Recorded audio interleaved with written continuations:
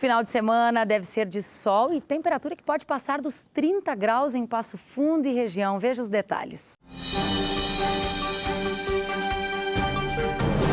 A previsão do tempo para o sábado em Passo Fundo será de sol com poucas nuvens. Mínima prevista de 17 graus e máxima que chega aos 30. No domingo de Dia dos Pais, previsão de tempo seco com muito sol. Mínima de 16 graus e a máxima que chega a 29.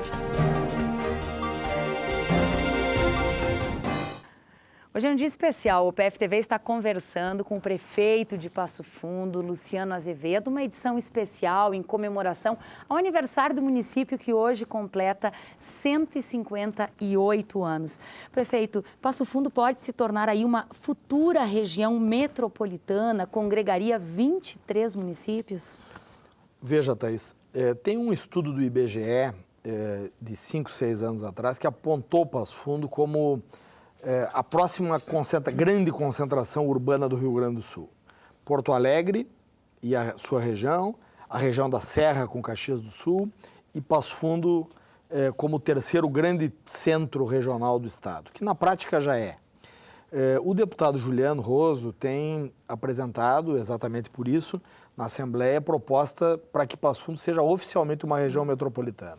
Isso nos traria vantagens do ponto de vista econômico, da atração de investimentos, inclusive da relação com os entes federados, como o governo do estado e o governo federal. Nós somos uma região, na prática, muito integrada. E é possível que agora, com essa proposta, nós caminhemos para ser uma região formalmente constituída, com benefícios adicionais a todos nós que convivemos aqui. A revitalização de espaços públicos é uma das marcas da sua gestão. A gente pode citar aí o Parque da Gari, o Parque Linear Sétimo Céu, lançado recentemente, ciclovia, o Banhado da Vergueiro, uma luta histórica aí de mais de 20 anos. Isso pensando nas pessoas que fazem Passo Fundo. É verdade. Podemos acrescentar aí a Praça Marechal Floriano recuperada, os canteiros centrais da Rua Independência recuperados, o Banhado da Vergueiro que está terminando a sua primeira fase de obra, a recuperação do Teatro Múcio de Castro, são todos eles, com aqueles que tu falaste, espaços públicos da cidade.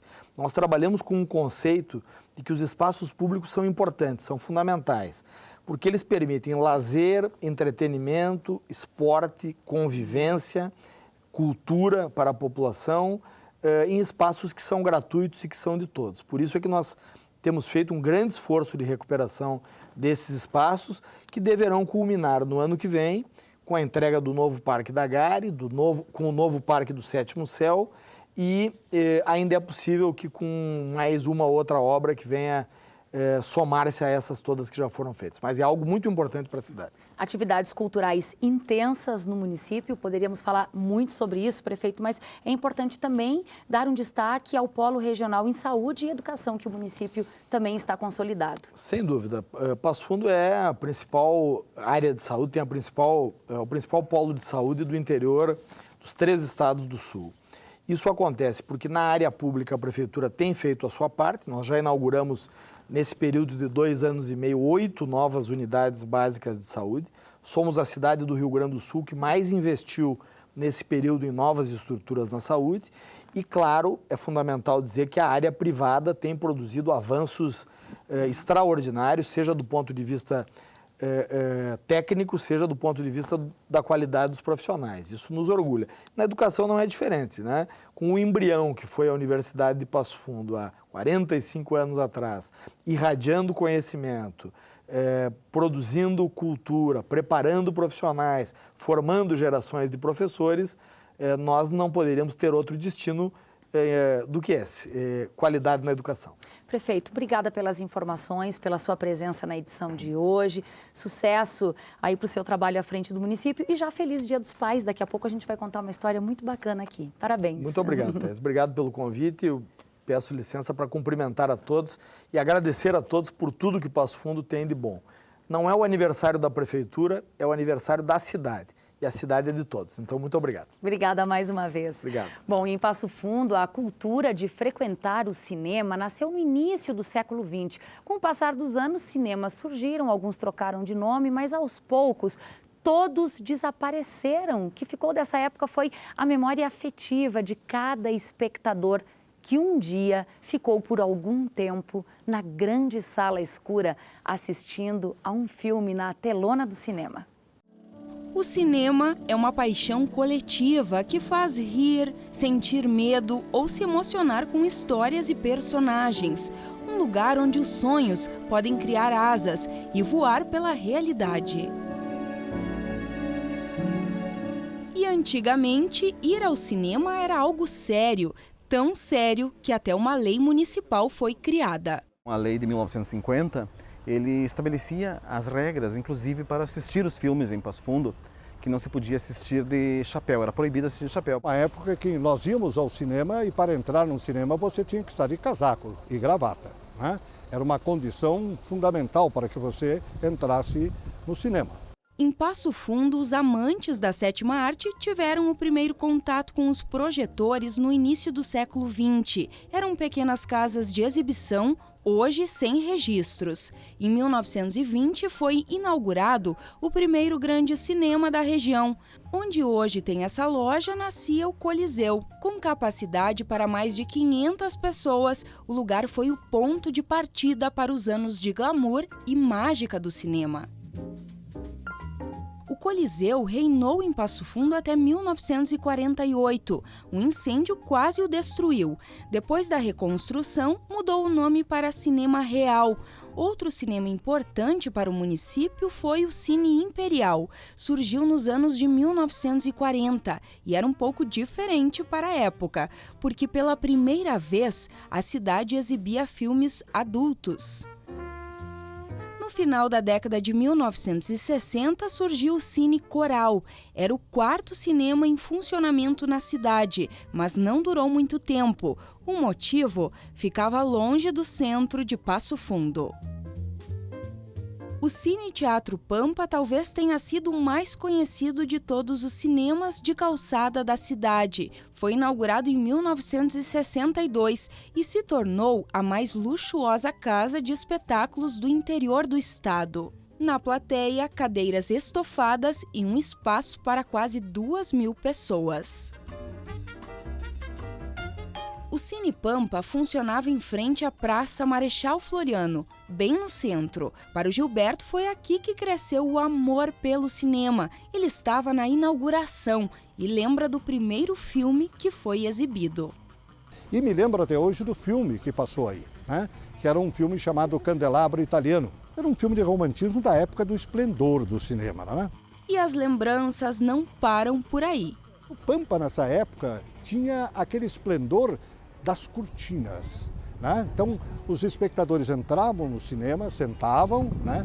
Tinha o chamado baleiro balas, né? Baleiro balas. Era um rapaz ou uma moça que vendia balas, chocolate. Eram cinemas muito bons e muito bem frequentados. Na época, muito bem frequentado.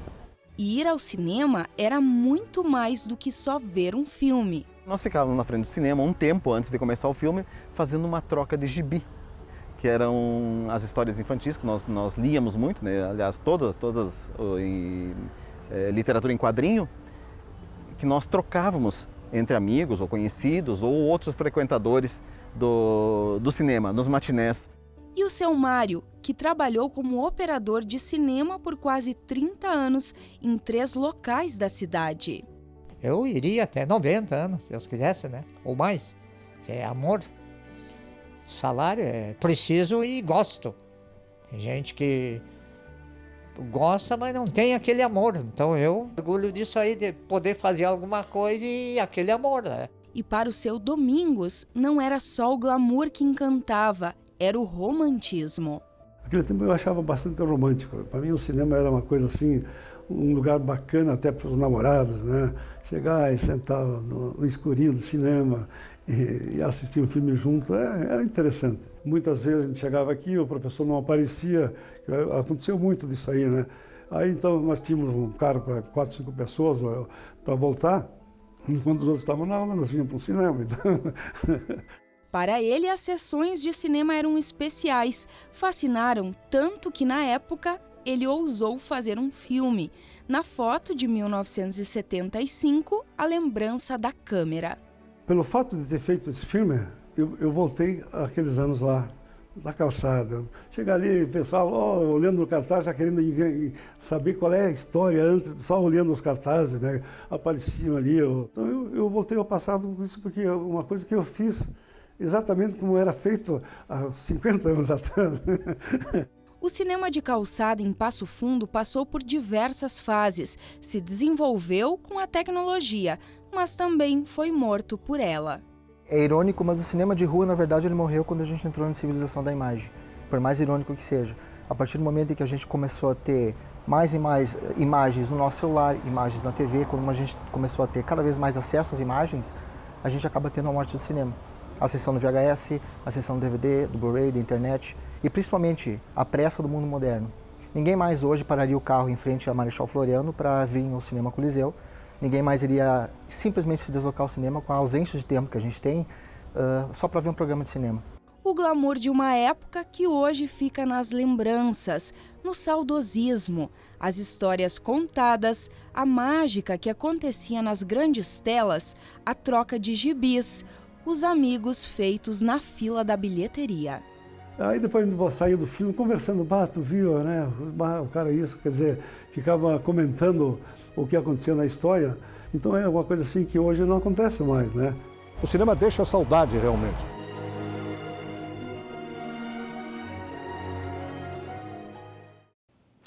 E para você que adora cinema, toda sexta a gente tem uma dica. Bom, para este final de semana, a dica é a ação Quarteto Fantástico.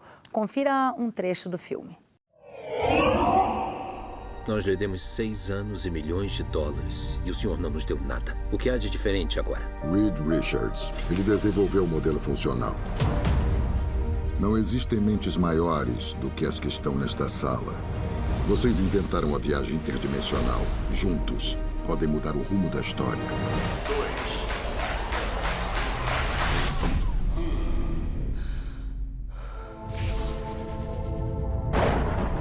Devido a um trágico acidente, os sobreviventes exibem condições físicas únicas. Essas habilidades terão aplicações ilimitadas em nosso mundo. O fim do seu mundo é o início do meu. Quarteto Fantástico. Estão prontos para o espetáculo? Devo alertar o Corpo de Bombeiros?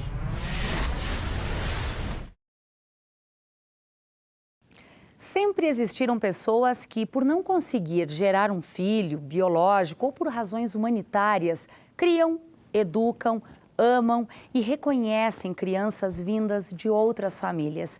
E atualmente a adoção é compreendida como a melhor maneira para proteger e integrar uma criança em uma família substituta. Na véspera do Dia dos Pais, amor, educação e oportunidade constroem o cotidiano de um policial civil e 3 irmãos de 11, 12 e 14 anos. Uma história sobre adoção contada pelos repórteres Afani Barufi e Gilmar Lima. A ausência traz saudade e vazio. E esses são alguns dos sentimentos que cercam pessoas que já não podem mais contar com a presença paterna em vida. Também que perdem o pai cedo demais. E esses são também sintomas causados por aquele pai que, mesmo existindo, não se faz presente. E diante das mais diferentes situações que unem as relações de vivência entre pais e filhos, a humanidade foi capaz de criar oportunidades sociais, muitas vezes mais fortes que os laços hereditários. Essa não é bem uma casa na árvore, mas no topo cabem as ideias, as artes, as brincadeiras desses meninos. Do lado de fora, estaturas diferentes, mas que contam a mesma história de vida. E por falar em parecidos, ou quase... Gosto de estudar, gosto de brincar. Eu brinco, estudo. Brincar também, mais ou menos estudar, não muito. Música? Música, eu gosto de rap. E aqui do lado de dentro, imaginação e conhecimento são alimentos sem medida. E sentados assim, lendo, já não se percebe muita diferença. A mesa que acomoda pratos serve também literatura. Ele fala que eu tenho que estudar, ele dá que eu tenho que ler, que tudo é vida. Porque sem estudo a gente não é nada no futuro. Na sala, uma janela para o mundo, outra para a música. Também para perceber que quem dá letra aqui é o pai Marcos. Fulano, escovou os dentes. Beltrano, já arrumou a tua cama, Beltrano? Cobro, tema. Tô sempre cobrando. A gente vai na mesa ali da cozinha, senta ali. O que tem de tema, o que não tem de tema, me traz para mim dar uma olhada. Policial civil há mais de 20 anos, com formação em Direito, autor de livros infantis.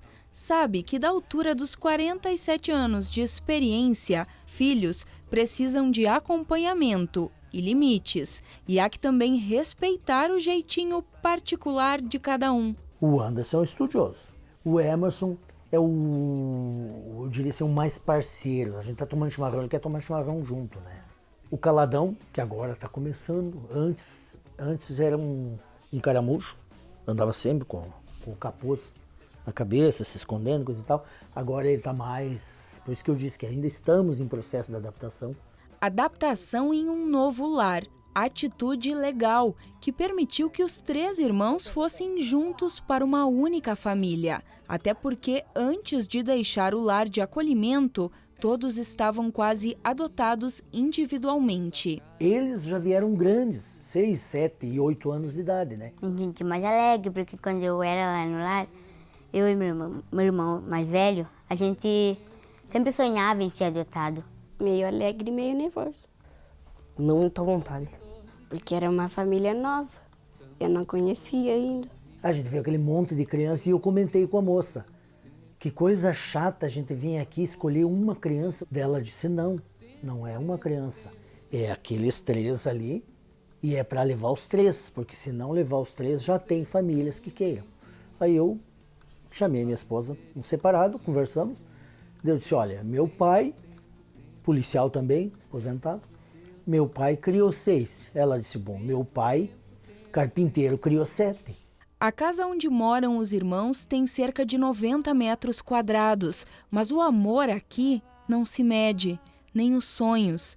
O Anderson quer ser professor, o Everton quer ser advogado. Já o Emerson quer ir um pouco mais alto. É voar? Nenhum aqui tem asas, ainda assim os irmãos carregam anjos no nome.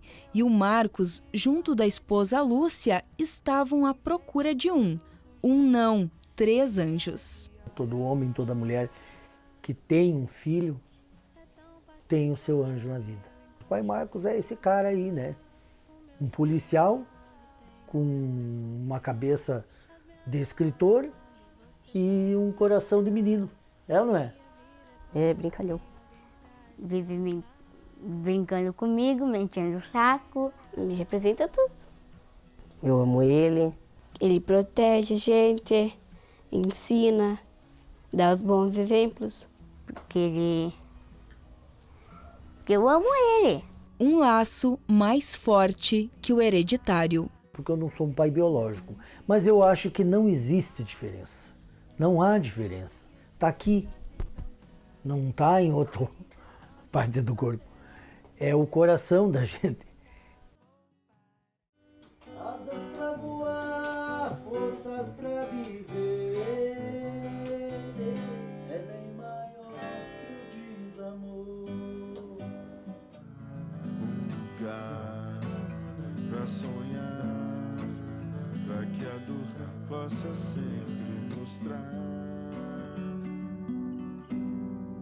algo de bom.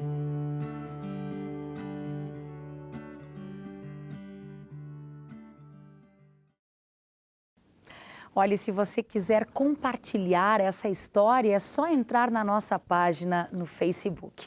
O Canal de Notícias volta na segunda, sempre ao vivo, ao 12h30. Você pode rever essa edição ainda hoje às 7h30 da noite e às 10h30 da noite. Obrigada pela sua companhia, parabéns a todos os pais, um ótimo final de semana e até segunda.